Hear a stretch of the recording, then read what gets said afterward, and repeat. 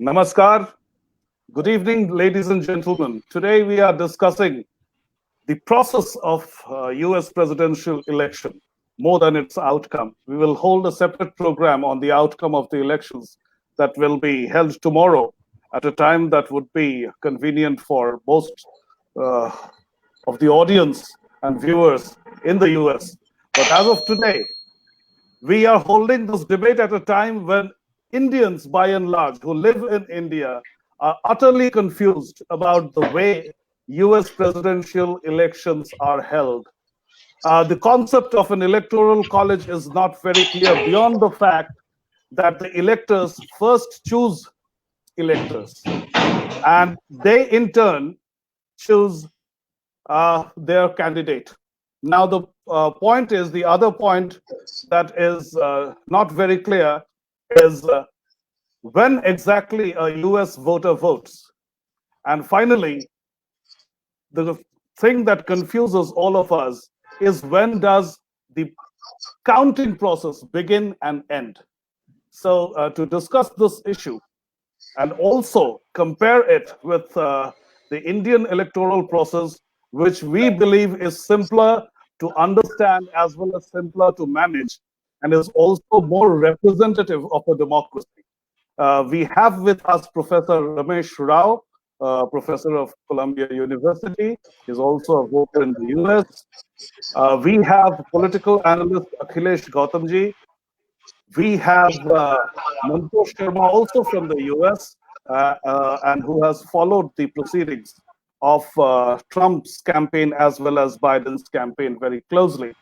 We have another political analyst with us, Mr. Ashish Sharma. We would soon be joined by a few other panelists, as and when they come in, they will be added to the panel. First of all, over to you, Professor Ramesh Rao. Could you explain this rigmarole, this complicated process that is the US presidential election?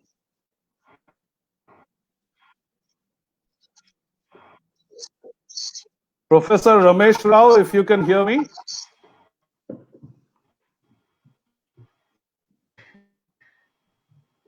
I think there is a time lag. Surjit, was the question for Yes. me? The question for you, if you could explain the US presidential election to the Indian audience.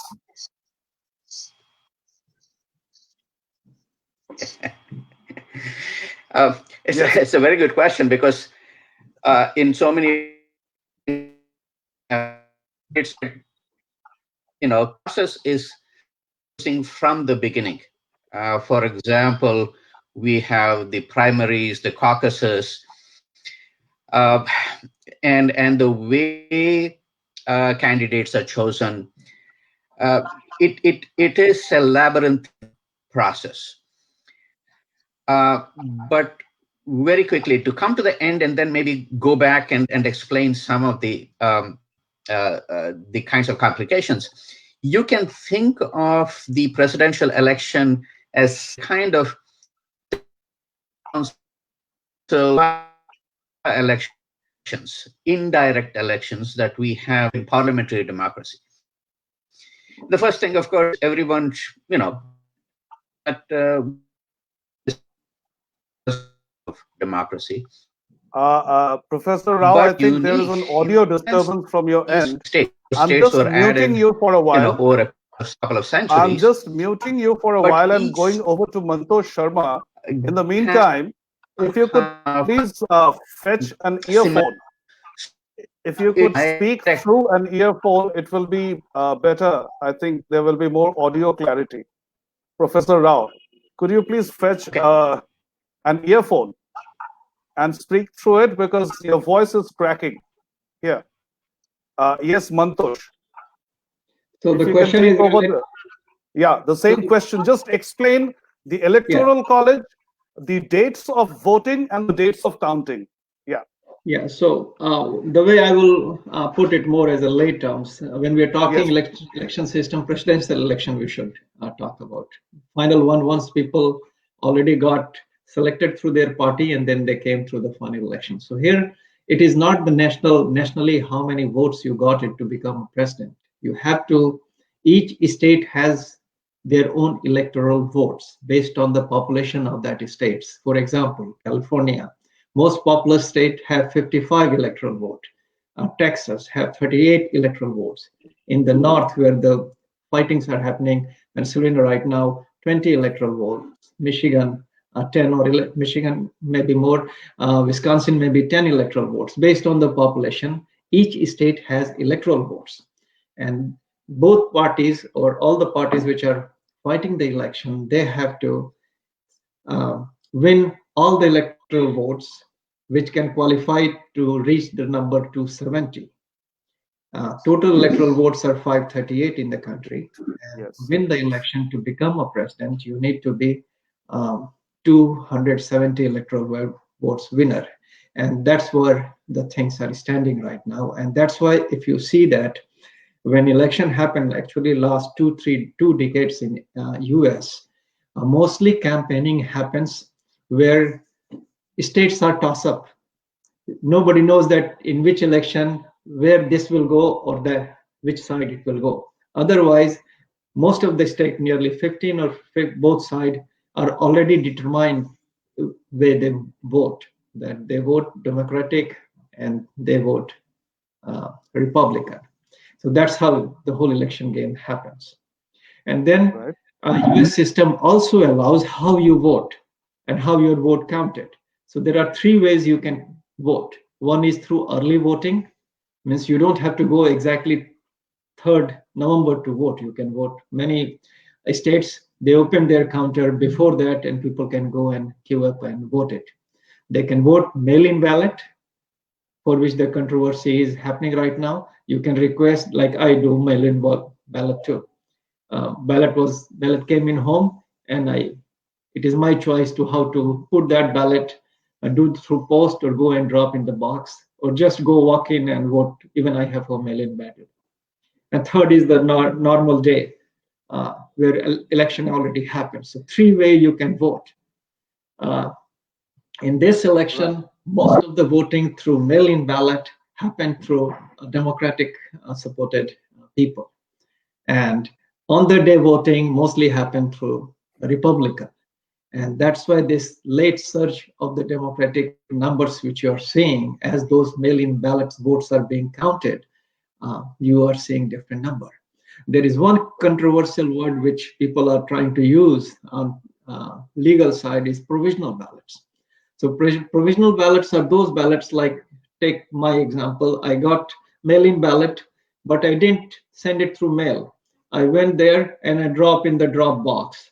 That ballot is put into a separate category.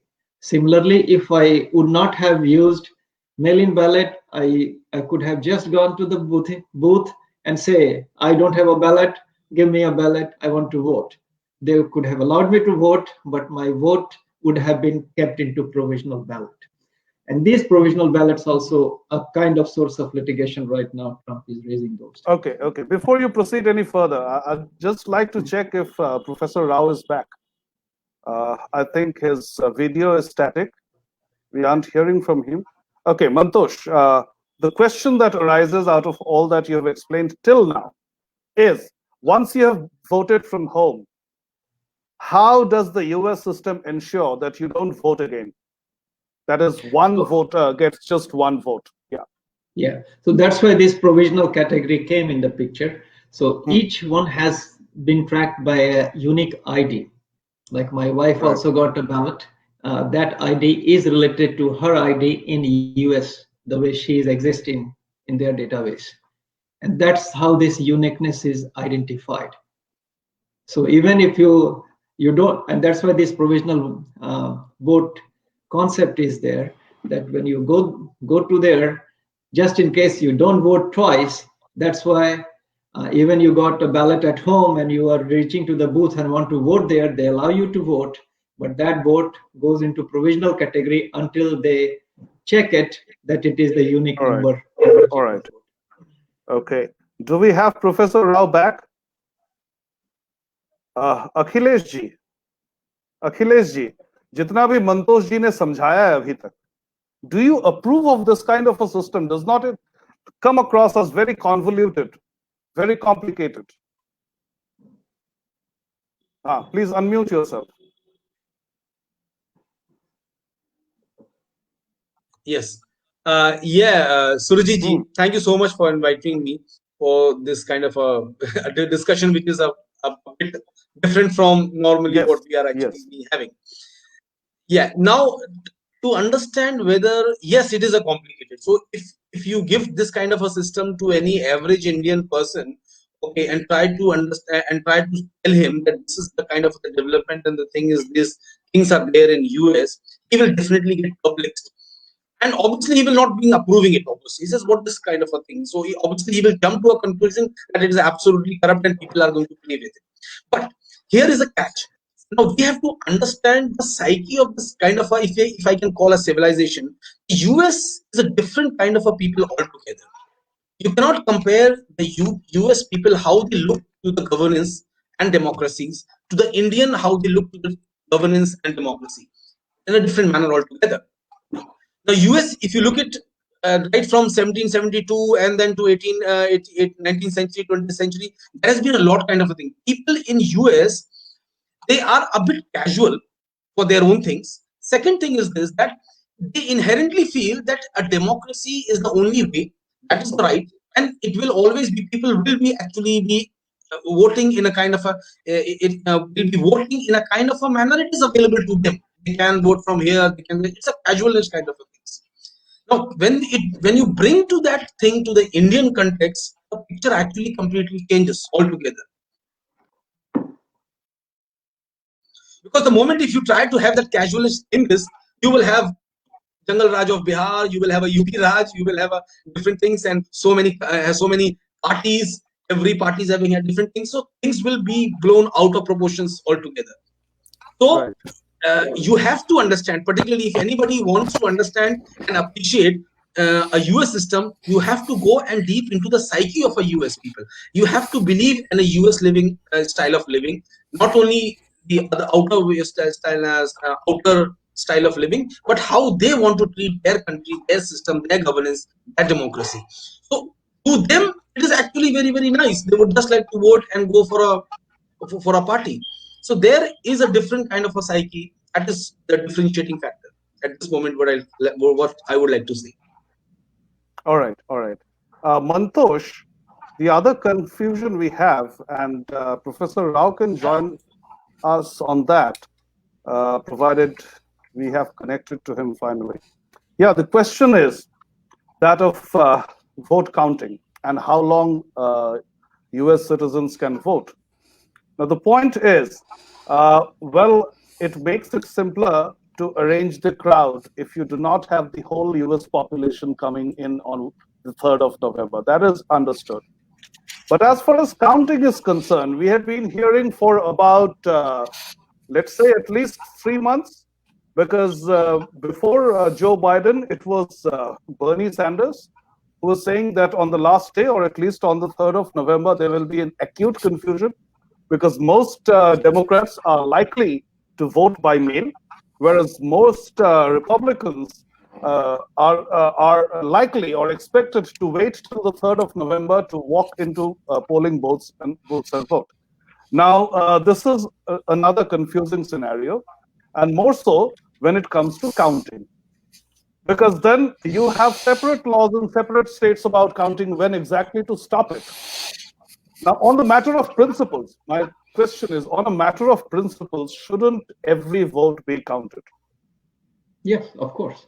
And particularly when US espoused in the world, and even world looks to the US in that category, that one of the greatest democracies in the world, sure. And that's why, regardless whatever the way White House and everyone is behaving, there is no confusion in the masses or even in the Republicans also, that whichever this majority goes, switchover will happen. It is just a tantrum how he wants to exit. That is understood, but we are keeping politics out of this for today's discussion. We just want to understand the process. So my question is, why does the law allow this confusion? So shouldn't the law be amended? You also need to understand how US foundation is there. US is in a way more federal country, and The challenge here is not coming through the central federal structure, which gives you higher level of guidelines. How guidance says every vote should count, every people need to be able to vote, and that's why these 3-4 different way of voting has been espoused. But since it is a real federal structure, each state have their own laws how the votes should be counted and when the votes, how the voting, what till the end of the time. Like in this election, even court intervened sometime and right away gave the discussion to extend the voting time in the same day when they felt that everybody is not going to be accommodated on the same time. And it is very local and it is part of the federal structure. It is federal spirit which is doing that. Right. Professor Ramesh Rao, if you can hear me clearly now. Yeah, we do. Great, great. Yes, I can hear Professor you. Rao, Can you hear? My question to you, you may also take the previous question when we couldn't get you clearly. And then the additional question would be, as a US voter, are you satisfied with the system of electoral process that has been offered to the American citizens? Is this a fair system? Yes. I think one thing we should acknowledge, as Manto Sharma ji just mentioned, the federal system here is, for good or bad, federal, which means states have rights. Even local counties have the right to decide, for example, the place and, a whole variety of rules that can be put in place at my county level, at the precinct level. Okay, so there is starting from the precinct to county to region to state and then to the federal. We don't have a federal election council here or a system like we have in India that allows for standardization. The second that we have to acknowledge in terms of whether this is good or bad is that in fact, we have had a long tradition of voter suppression. That is also the American system. Why the voter suppression? We can go back into history, we can go into racism, we can go into the South and North divide, and so on and so forth. But voter suppression is real. We have had voter suppression, for example, in terms of the kinds of requirements that we have for an individual citizen to go vote. All kinds of demands at the precinct level, at the county level. Oh, you got to have your driver's license. Oh, you got to have this. You got to have this kind of, So even, for example, this time, for the first time, I sent in mail-in ballot. And for someone with the PhD and who has been here 35 years, who can read and write English well, it can be a complicated process. You got two little envelopes, one that has to go inside the other. You got to sign on top. You got to check these things. Unless those things are carefully explained to a citizen, for example, who may have been here for 30 years, but who cannot speak English well, who cannot read English well. So there are all kinds of complications in place that does not really make voter a simple and a fair process. So that is the first thing that we have to acknowledge.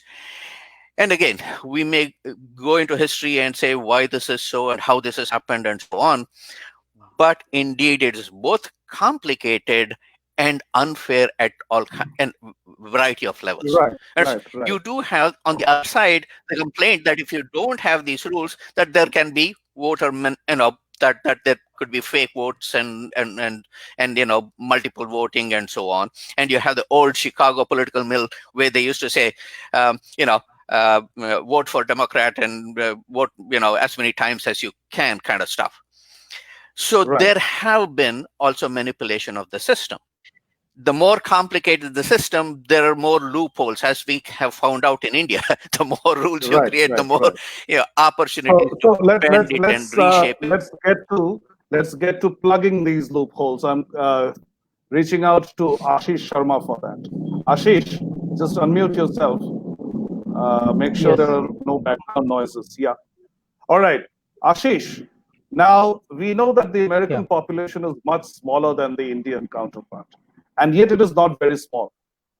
So why not go electronic? Why still the ballot paper? Now, before the Americans, talk about experiments that they conduct with something similar to Indian EVM, let me tell them that Indian EVMs, electronic voting machines, are standalone units. All the allegations of tampering with EVM units are politically motivated. It is not possible because one EVM unit in India is not connected with another. So if you have to hack it, you have to hack millions of machines one by one, which is physically an impossible thing to do. What Americans did try once were interconnected units, which is if you hack one machine, you have hacked the entire system. So yeah, Ashish, go ahead. Do you find the Indian system better? Yeah. So if we dig into the history of this, so maybe the way the system was proposed in US for the electronic voting in terms of like having a machines which are interconnected in nature. So I think it was more for like the making a something which is similar to LAN or WAN type of thing, so that election commission or the Federal Commission of Elections there can control these things. But the problem is that with the advancement of the technology, you cannot basically have a total control over the technology which is interconnected in nature. So that is why the Election Commission of India has put a machine which is basically like a one-time programmable machine, which basically registers the vote in terms of the memory. So I'm just going into the hardware side of that. And on various occasions, Election Commission of India has invited a lot of people from the outside, come and please hack the machine, show us the flaws which are there. So that is from the technology point of view. But why US has not gone in that direction so deeply is, I think the answer again lies in the type of federal structure we are seeing in the US. So the states are too independent on their own. They don't want to basically have something which is imposed on that. And every time which like I am the observer who is sitting basically very far from the US, but like I have got occasions to visit US several times. So the thing which I have observed is that they take great pride in basically deriving the strength from the Declaration of Independence, the clauses which are there. And each state has a very strong emotional connect, or let's say something which we cannot understand as an Indian. We cannot understand that why they have so much like connections with that. Maybe it is because of the tradition of the different kind. But I think the problem or the solution lies with the federal structure in the US system, because if they have to do something like this, all the federals have to come together to put a system in place. Another point of looking at is why it has become so controversial now. It has been controversial at the time of Hillary's election also, because Hillary was having the more popular votes, but the Trump won the more electoral votes, so that basically it was a winner takes all type of thing which happened. And the similar thing is going to happen with the Biden also, that he may be having the more number of votes, but maybe Trump may be having more popular votes, but again the Biden may be taking away the all. So, Ashish, what the viewers just saw was a glimpse of the Indian EVM. I used EVM screen machine, share, share screen feature to show people who are not familiar with the Indian system. Yeah, but just to put one more point, like see, at the technology level, India was not very superior 30 years back when we introduced EVM. I sometimes suspect that maybe the federal system of US is not inclined to basically introduce something of this kind, which is having a total electronic system, and maybe that is why they because to have this type of system, you will have to bring standardization into as a policy, and maybe because of the federal structure, you may not be able to have the standardized way of putting the rules, putting the machines, putting the specifications, something like that. So I think they have to find a solution within their federal structure to have something like this.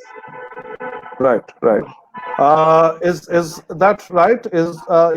Mantosh, what would be an average American's conceptualization of scientific advancement in India if there is something worth emulating from this country, would they be reluctant to do it?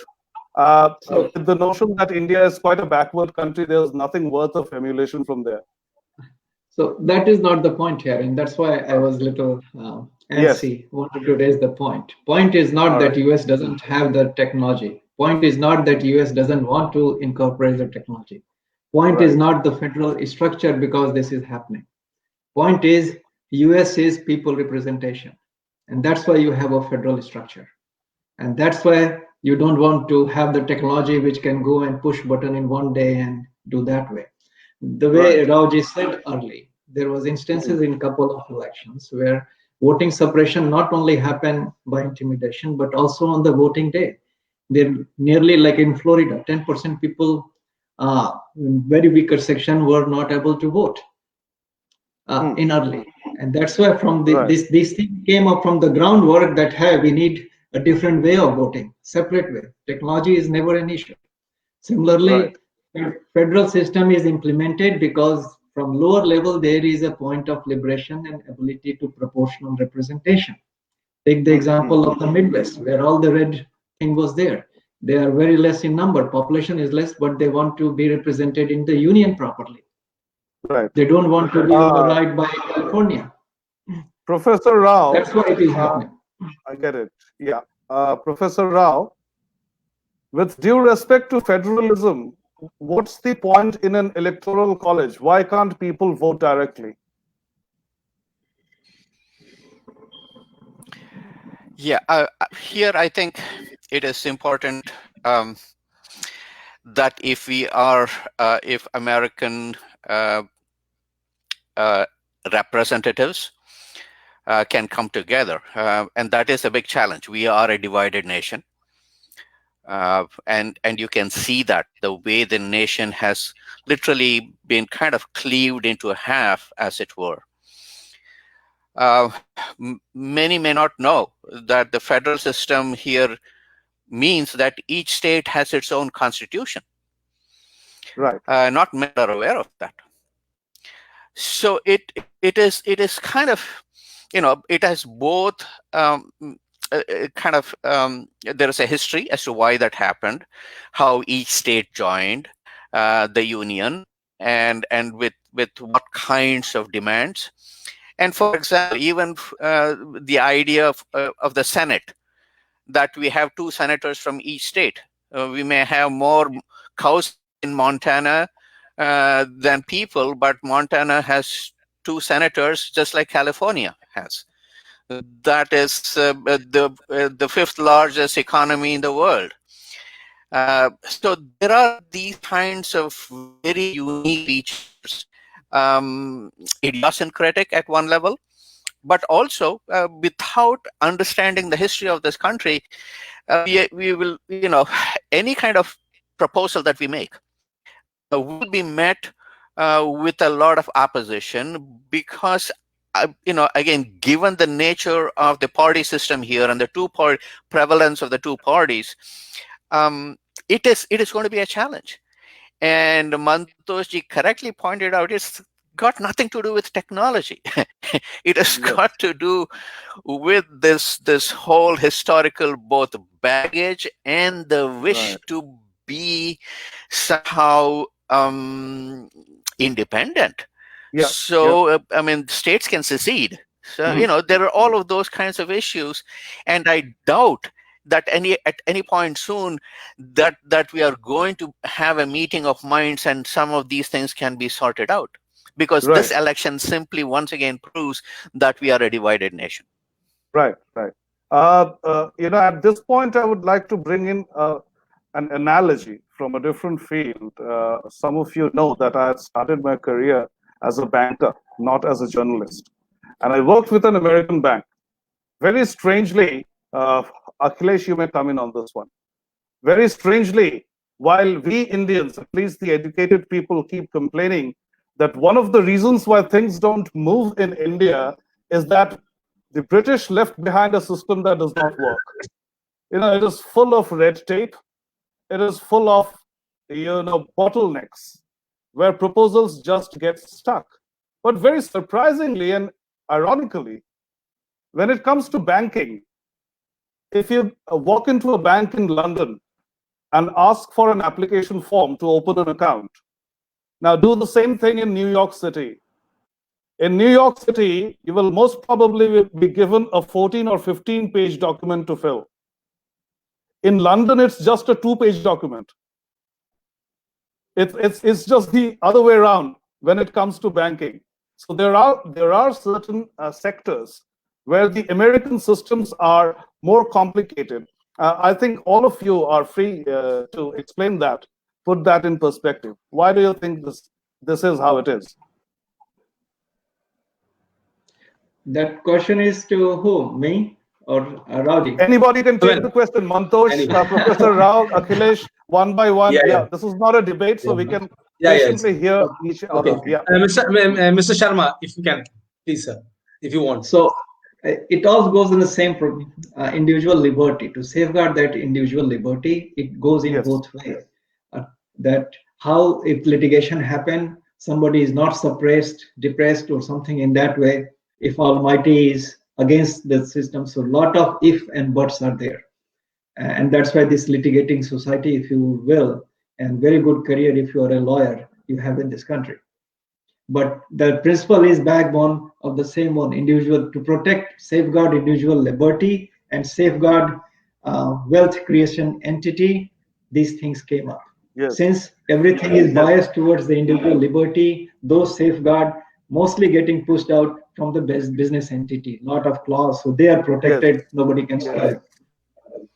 That reminds me of something funny about the American way of life when it comes to advertising, for instance, marketing and advertising. The saying, don't throw the baby with the bathwater, that actually came from the issue of litigation. Because there are people in America who would sue you if you do not write that on the bathtub. Why did you not mention that I'm not supposed to throw my baby away with the bathwater? And that's a point of litigation, which perhaps makes things very complicated in certain sectors of America. There is a question from my co-host, Kumar Shrikant, is not doing well this evening. Sirf News and Satyanveshi Bharat co-hosts this program of debate or discussion at 5 p.m. and then at 8 p.m. every day on the issues of the day. So he has put a question here. America being so advanced, I think Mantosh has partly answered the question. Isn't it a shame that the country should take such a long time to decide who the winner is, to finish the counting process? Yeah, Professor Rao, would you like to take that? Yeah, and very quickly to go back to the previous question too, we are a very litigious nation. Right. If I buy a house, and I have bought, since I have moved 3 times here from Missouri to Virginia to Georgia, every time I buy a house, the paperwork runs to hundreds of pages. So read the small print, they say, but how long can you read the small print? And most of us really, do not either have the time, and if we even read the small print, we cannot mostly find out what is the crux of the issue. And unfortunately, here again, there's kind of 2 very different kinds of tendencies. You have what we call the KISS principle: keep it simple, stupid. But then, if you look at any system, I have been working in as an academic for the last 30 years. We offer options, and that is, as Mantoshji correctly said, allows for all kinds of independent decisions. But it also makes the system both expensive and complicated. Take the health system.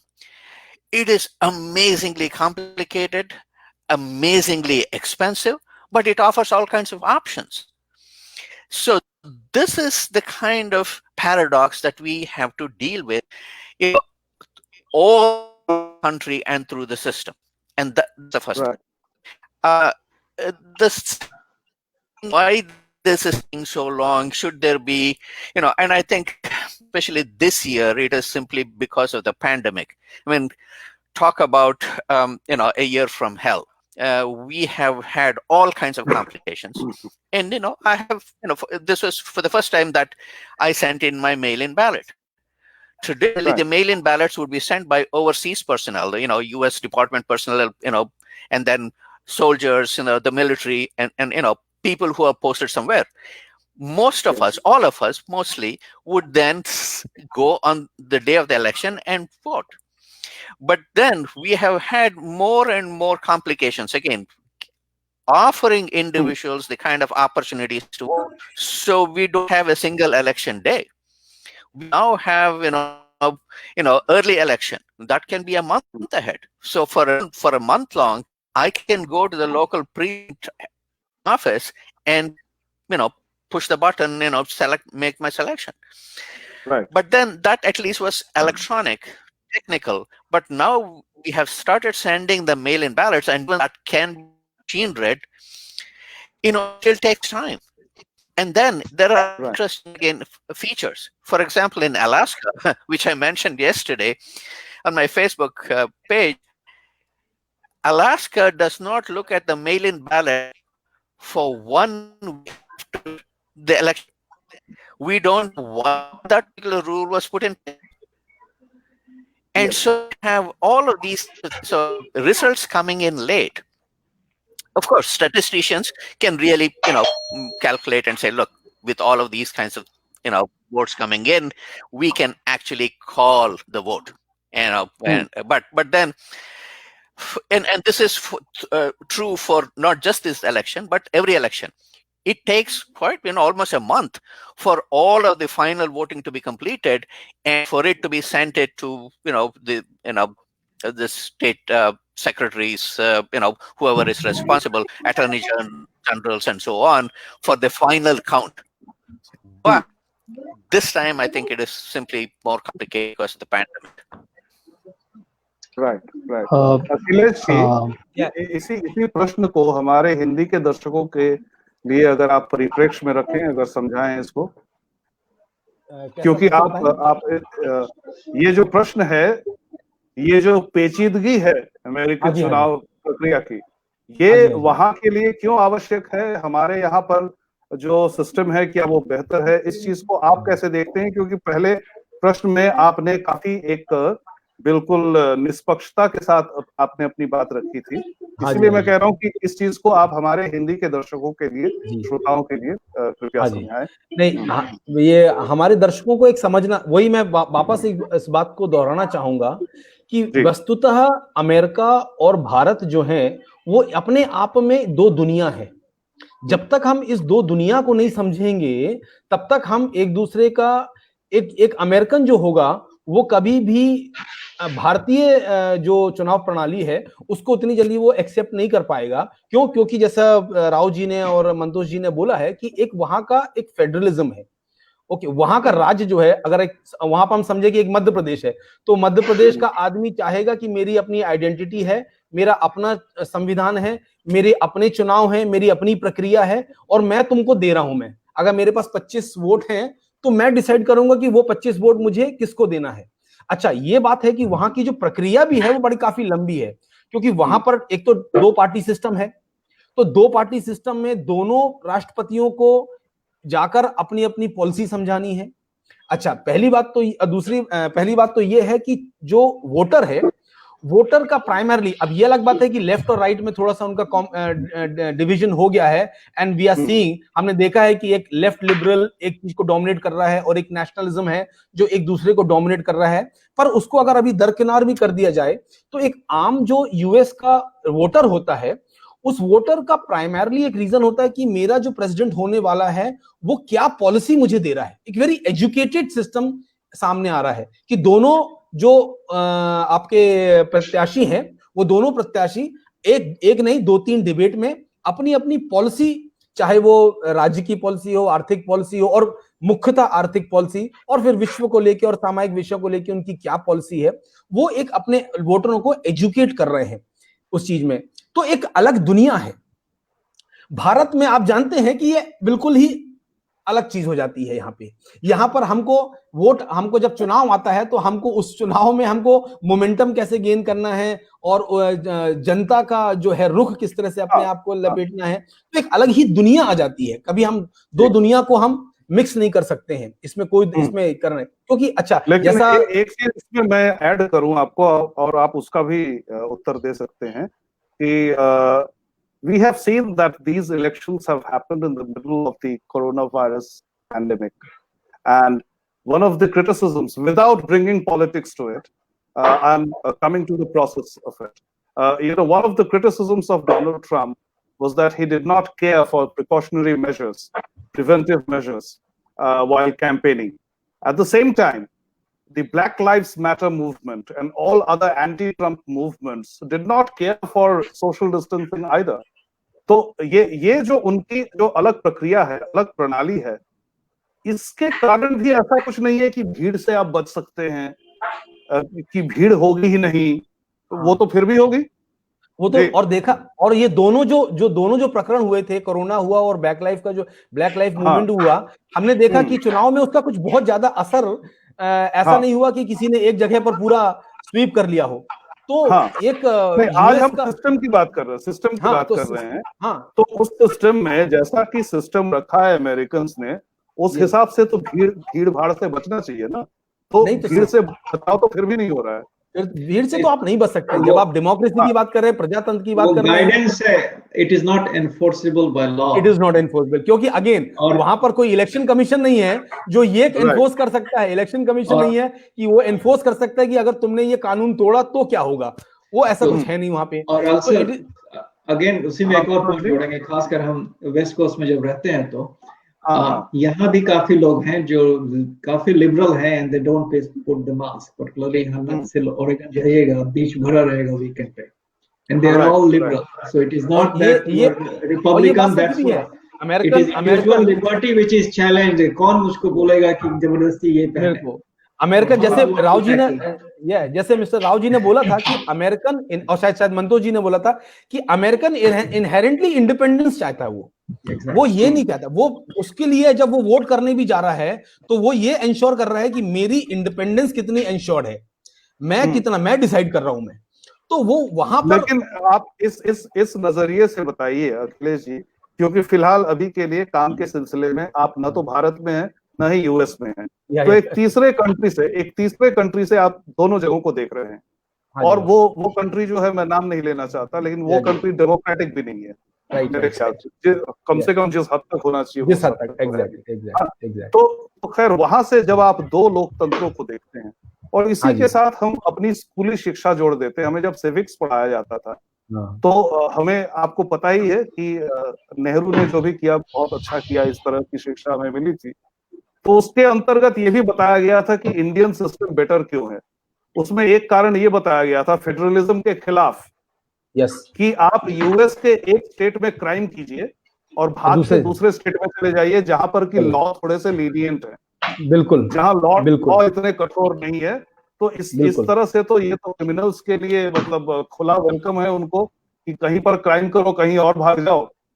तो वो system, तो ये federalism के खिलाफ भी तर्क दिए जा सकते हैं। यस, बिल्कुल, ये तो बात सच है। हाँ, आशीष जी बोलना चाहते हैं। नहीं, आप पहले खत्म करिए। अच्छा, सॉरी। तो ये बात सच है कि उस समय अगर हम उसको भारतीय परिप्रेक्ष्य में देखा जाएगा, तो क्योंकि एक भारत के निर्माण का जो स्वतंत्रता का जो आंदोलन चला, और जो जिसकी मतलब परिणति हुई, वो एक अलग उद्देश्य के कारण हो रही थी।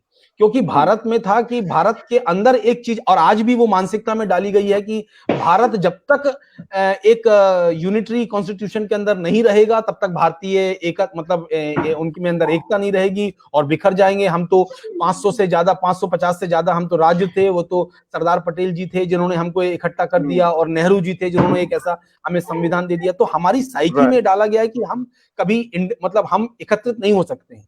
जबकि अमेरिकन ने ये दिखा दिया है, अमेरिकन ने पिछले 200 साल में ये दिखा दिया है कि हम 50 राज्य हैं, और हम 50 राज्य अपने आप में इंडिपेंडेंट हैं बहुत से मायने पर, ओके, और हम रहना भी चाहते हैं, लेकिन विश्व के लिए हम अमेरिका है, विश्व के लिए हम यूनाइटेड अमेरिकन ही है। तो उन्होंने वो अपना मॉडल बनाकर 200 साल चला भी दिया है। और हम जो है अपने मॉडल पे चल रहे थे। तो दोनों मॉडल के अगर मैं यहाँ से देखूंगा तो दोनों, जैसे मैं फिर से वही बोलूंगा, दोनों अलग दुनिया है, दोनों अलग दुनिया के अलग अलग चीजें हैं और वो वहां चल रहा है। लेकिन यहाँ पर आगे डिबेट में मैं एक दो पॉइंट रखूंगा कि what Indian should take away. एक तो है कि registered voters against the eligible voters, ये एक अच्छा कॉन्सेप्ट है जो शायद भारत मतलब इलेक्शन कमीशन शायद ले सकता है। और दूसरा जो है वो एक्सटेंडेड वोटिंग डे का कॉन्सेप्ट, जो हमारे इलेक्शन कमीशन ने फिक्स कर दिया कि सुबह 7 से लेकर 6 बजे तक ही आप कर पाओगे, उसके बाद आप मींस एलिजिबल नहीं हो पाओगे। तो मैं खुद भी, जैसे मैं बैंगलोर में था तो मैंने जाकर देखा यार मेरा वोट जो है, मैं रजिस्टर्ड हूं लेकिन मैं एमपी में हूं, पर मैं बैंगलोर में हूं, किसी कारण मैं गया हूं तो मैं वोट नहीं कर पा रहा हूं, जबकि वो नेशनल इलेक्शन है, it is not a state election. तो जब नेशनल इलेक्शन में मैं कर रहा हूं मैं, तो उसमें एक फ्लेक्सिबिलिटी होना चाहिए। तो इंडियन सिस्टम अपने आप में, you know, it is a rigid one, but it is too rigid at some times, and American system too flexible, is too flexible at some times. Right. तो आशीष जी अपना पॉइंट रखिए, उसके बाद मैं मंतोष जी और रमेश राव जी दोनों के पास जाऊंगा इस प्रश्न को लेकर कि ये जो हम लोग फ्लेक्सिबिलिटी की बात कर रहे हैं और अलग अलग राज्यों की स्वायत्तता की बात कर रहे हैं, autonomy, when we are talking about the autonomy of every state to decide its own fate, I would like to know from both Mr. Mantosh Sharma and Professor Ramesh Rao, that would be the second part of a question I had earlier asked.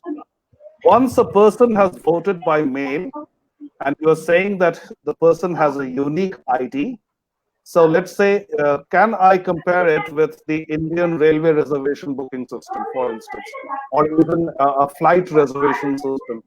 I may have booked the flight from Delhi or from Mumbai, but if a certain seat is reserved for me, any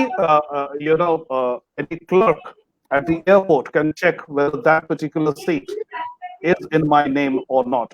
Does the American system have something similar to check repetition of votes by a given voter? Yes, Ashish जी, आप अपने पिछले प्रश्न का उत्तर दीजिए जी।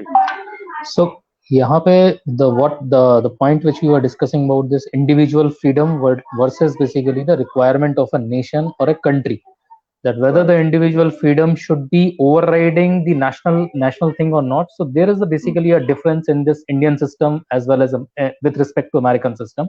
So American system is giving more freedom towards the individualism, and the Indian system is basically oriented toward the societal, where the I become silent and we become more stronger. And in US system, it is largely that the individuals are given the preference over the state or maybe the thing. That is why this whole concept of giving the lots of options, freedom to person comes into picture.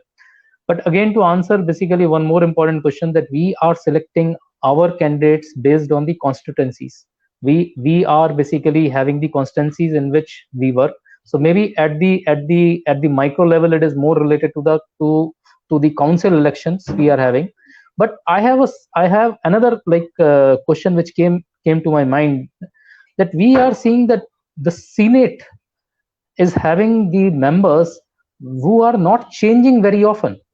We are not seeing that Senate is basically getting a lot of new people in US.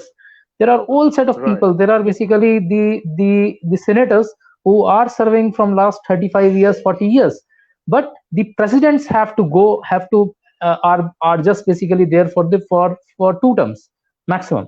So this is basically again an anomaly which I see, that the system is not basically having the equal opportunity for the president as well as basically the people representative, because in a sense, president is representing people, getting elected by the members, but the members are not basically going through the same rigmarole as presidents are going. So there may be a sort of an anomaly. Maybe this question can be answered by the voters.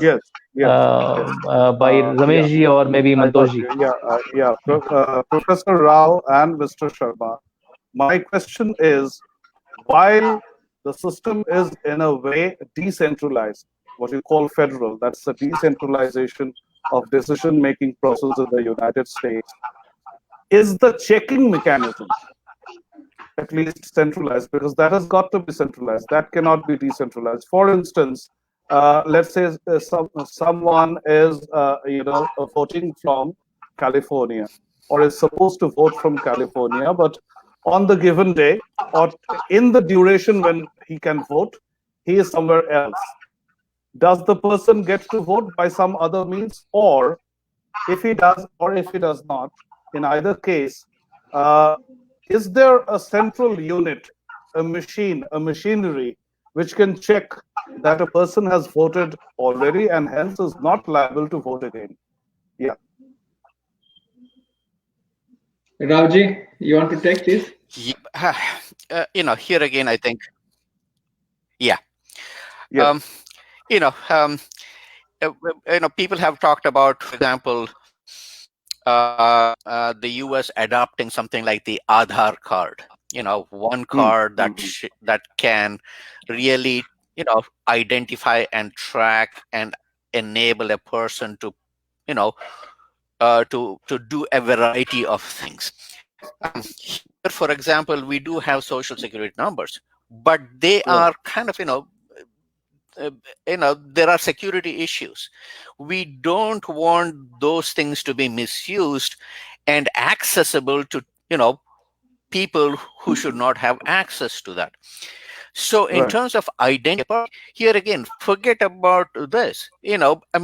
Just in terms of data, whatever data that they have made with the police department, and what the local police departments have may not share it with the FBI. There are all kinds of complications. And while technology now has enabled and made it easier to share, there are still people who have vested interests who don't want to share because of a sense of loss of power, and all the kind of accompanying issues. And really, I think, unless we have something like an Aadhaar card that can track, people basically, and again here, because voting has to be kind of, your preference has to be completely private. It should not be accessible. And that's why we take so much kind of precautions about that. So just in terms of being able to say, oh, this person has voted, not to for whom this person has voted, but this person has voted. Yes, I think there has to be some system. But again, this whole idea of fraudulence and fake stuff is overblown. It's a classic, again, this is history, American history. Republicans, and especially in the South, have sought voter suppression. It started with blacks, but now we have, America is a much, much more diverse nation. And there is still this wish to hold on to power. And we can't blame just, see that kind of in any case, in any system, in anywhere in the world, people who have power want to hold on to power. Okay. And very briefly, and I'll pass this on to Mantoshji, this thing about term limits for the president, but not for congressional representatives and senators. There's a whole different issue. It's just like, but another thing, life terms for the judges. Stuff. Another thing that confuses Indian people, especially democratic people, Mantosh, is why one should tell whether one is a Republican or a Democrat while registering himself as a voter. Is that not a breach of privacy? Why should I tell people? Because I'm telling you, I'll add a question to that. Take for instance the state of West Bengal in our country. Bengalis as a people are very vocal about their politics, about their political preferences, which at times becomes dangerous for their lives, because people easily identify who a pro-government and an anti-government person is, and life becomes miserable after that. Yeah, so, I got your point. Are there similar risks for American people who have revealed whether they are Republican or Democrat? No, and that's why there is a counter argument. As an individual, I should not reveal who I am. So government gives you liberty to say and not to say both. So if you choose, you can declare as yourself as a independent voters. And that's why highly contested election in US, particularly presidential one, majority of the strategy is always around independent voters, not around dedicated ones, because they always know dedicated, for the dedicated one, the strategy is how to bring them to vote.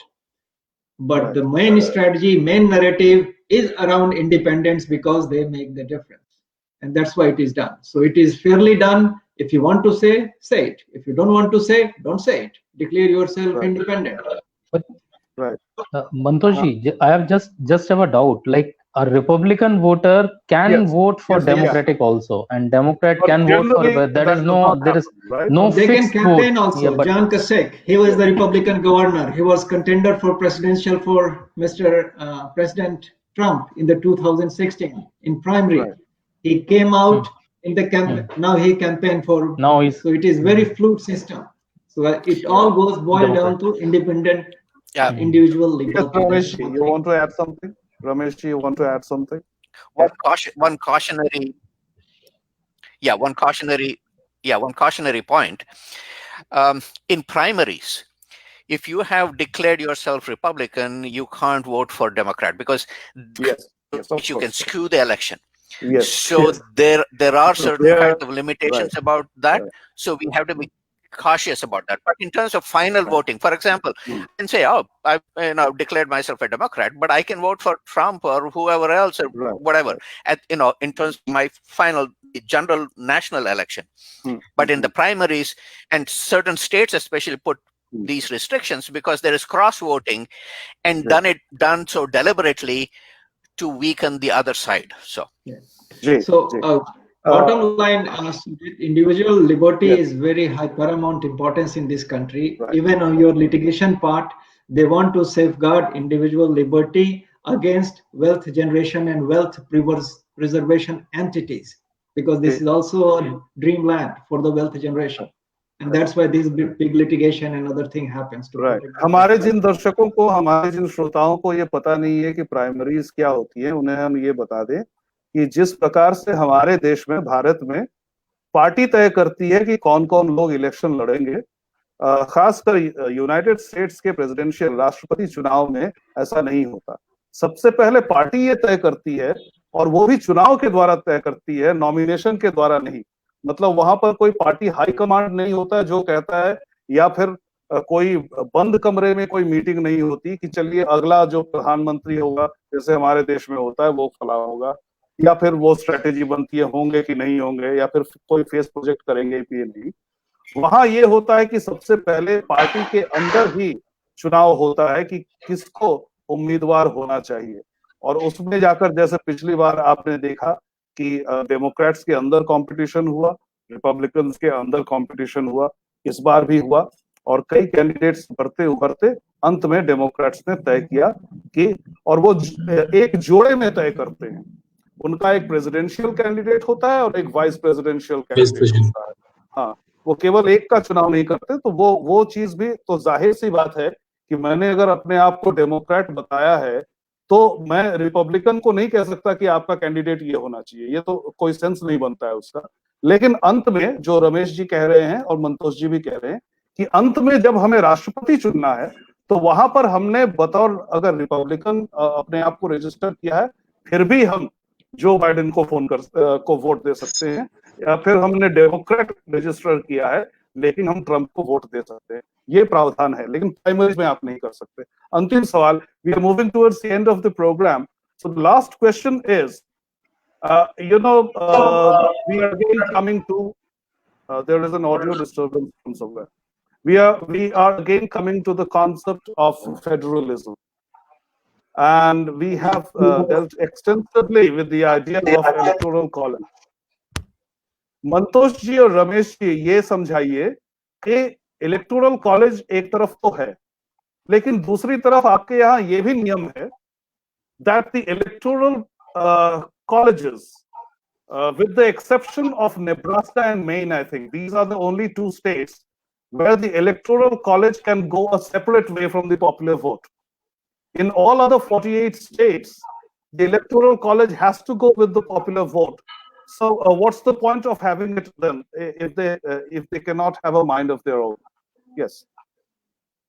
Ramesh ji, it is good academic question for you, I guess. I can talk.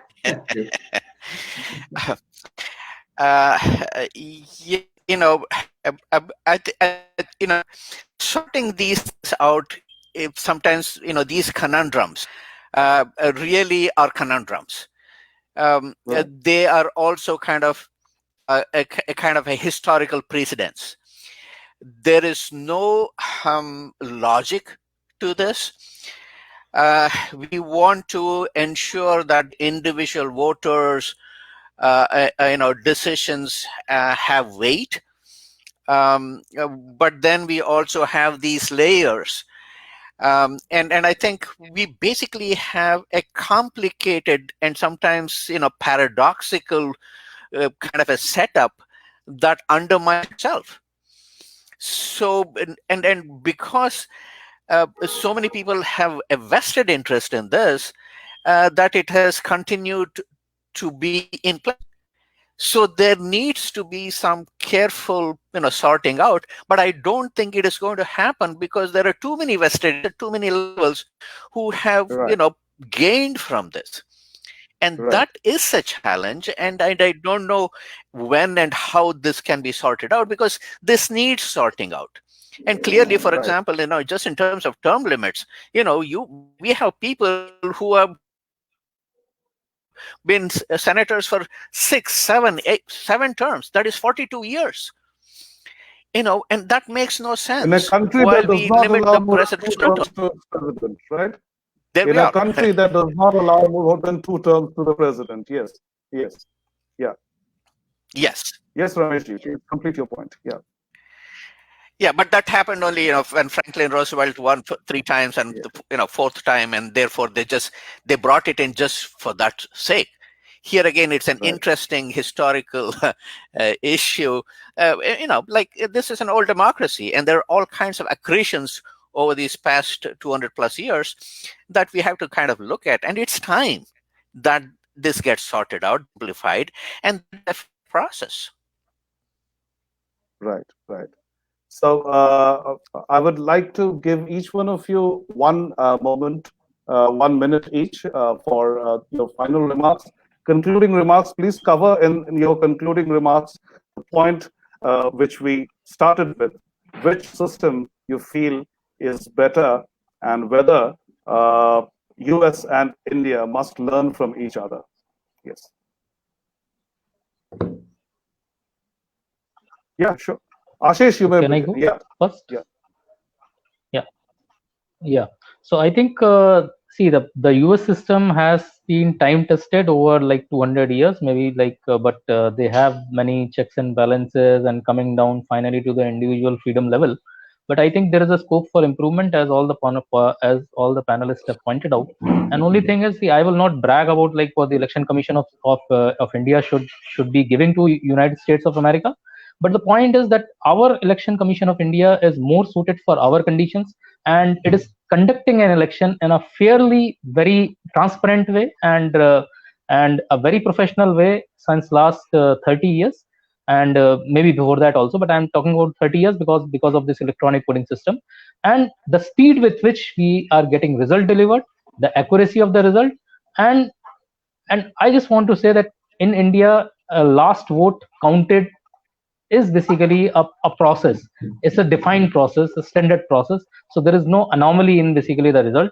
Candidates get selected or lose even by 1 vote in India, constancy wise, if we see. Yeah. Right. Akhilesh. Yeah. I would just like to एक ही बात मैं बोलना चाहूंगा कि actually American, अगर हम ये बोलें कि अमेरिकन को सीखना चाहिए या बदलना चाहिए, तो इसकी उम्मीद नहीं करना चाहिए। अमेरिका ना सीखेगा ना बदलेगा, क्योंकि उनका एक अपना एक कंफर्ट फैक्टर है, उनकी अपना समाज, उनकी अपनी सोसाइटी। हम भी तो वैसे ही हैं, हम भी फट से किसी की बात मान नहीं लेते हैं। नहीं, ऐसा नहीं है, बल्कि आप देखिए इसमें नहीं है, क्योंकि देखिए जब इंडियन रेलवे सिस्टम का टिकटिंग चालू हुआ था, कंप्यूटराइज्ड टिकटिंग, तो उस समय बहुत रेलवे के अंदर से विरोध हुआ था कि यार भारत जैसे इतने विशाल और इतने कॉम्प्लेक्स चीजों को आप कैसे यूनिट, मतलब एक सिस्टम से कर सकते हो। But now it has come out with like a miracle. Okay, तो भारत में ऐसा नहीं है, भारत में चैलेंजेस मिलता है, इसलिए नहीं कि because I am trying to be a nationalist, but Bharat का एक अपना एक खूबी है कि उसको एक चैलेंज दोगे तो उसका एक अपनी एक विभूति कुछ निकल के आ जाती है। लेकिन जहां तक अमेरिकन की बात करते हैं कि हम अगर ये सोचने लगे कि यार अमेरिकन का सिस्टम है और हम उसको सीखना चाहिए या सिखाना चाहिए, तो ना हमें सीखना है ना सिखाना है, वो अपने आप में बहुत संतुष्ट है, बहुत कंफर्टेबल है उस चीज में। हाँ, जैसे मैंने बोला एक दो पॉइंट है, जैसे registered voter versus eligible voters, extended voting days, कुछ कुछ पॉइंट्स जो है जो हमको वो है उसमें से हम ले सकते हैं।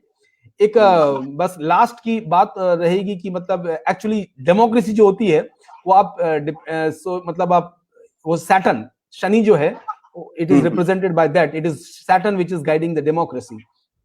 So there are two aspects of Saturn which are governing. One is a very mature Saturnian energy which is actually guiding the American things. तो ये सिस्टम, मेरा एक अपना मानना है कि ये सिस्टम तब तक चलेगा जब तक समाज, अमेरिका का समाज एक मेच्योर डेमोक्रेटिक समाज है।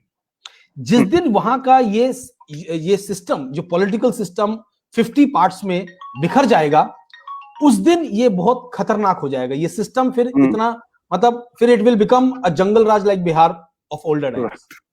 Right. Mantosh ji, your country has had problems since 2000. You know, the Florida chapter of George Bush Jr.'s election, and constantly some or the other state just hangs in the balance in the final hours. So may not be the US has something to learn from India, but why does it not learn from its own experience? Final remarks. And that you will see a very open discussion after this. Everything is settled down. After 2-3 weeks, that discussion already have started. Particularly on the note that why we have to wait till election finishes to start processing the votes, and that was the main delay factor, right? Most of the votes, not even envelope was open until election stopped in some state because of their rule. And that discussion, so as somebody pointed out, here changes are incremental. It is not revolutionary changes let the individual and society assimilate that changes, and that's how they progress there. Particularly going back to the initial one to cover my point, what we can learn from this between both two countries, what to take. Particularly what to take from here is the respect of individual liberty. Forget about how it is structured. If that we can start seeping up in our own society, my birth home places, that will start changing things. Just take the example. Mantosh ji, I will just bring in one important point, I think, which is not very Just well known. Yes. We have a voter in Gir jungles, single voter, and 35 kilometers from the nearest Jamnagar. An election commission goes there, put a setup there just for a single lakhs migrants just returned to go back to work, and they couldn't vote in the Bihar election. Right. That exactly. We are running out of time, Professor Rao. Your final remarks. That is not the case. I'm saying your final the spirit of the individual has to be there, accommodated, and that should we need to learn. That is number one. And to govern self, why state or a jilla need a central force to elect to have this election? Final remarks. Professor Rao, final remarks. Yeah. Yes. American system is a presidential system. The Indian system is parliamentary. There we have the first big difference. And then, sure, America is but it has its own baggage, racism, slavery, and civil war. And right now, the US is at ping pong. There are so many forces that, it is a much more diverse country, and it doesn't have it hasn't paid too much attention to how it traditionally WASP, white Anglo-Saxon protest country, can protect diversity but allow it to become a Sisyphus tendency, where the country then becomes everyone pursues his or her own identity, and that undermines really the sanctity of the state and the nation. So Right. yes, I think democracy is complicated. It is going to get more complicated, and I think this is the end of the American century. Let's acknowledge that there is going to be major changes, and we will await how wise we are, how wise our representatives are, so that they can plan for for those kinds of Exactly. changes and for those kinds of adjustments. Right. This is what I Ladies wanted and to say, that gentlemen, we are running out of time for today's show. To conclude, I would say that there are similarities and differences between India and the United States. What brings us together is the concept of democracy. लोकतंत्र यहाँ भी है, लोकतंत्र वहाँ भी है, और लोकतंत्र की हमेशा जीत होनी चाहिए, ताकि लोकतंत्र की जीत हो.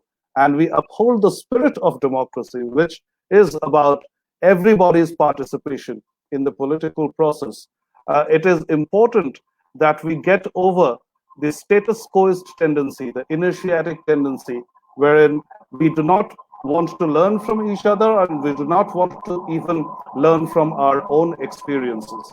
Hopefully, both Indian and US system runners, those who run the system, those who decide how its apparatus will be, how its machinery would be all more open to new ideas, both as innovative ideas, ingenious ideas, and also learning from the world. That's all the time we had for today. Thank you very much for joining Wait for 8 by SIF News. Good night.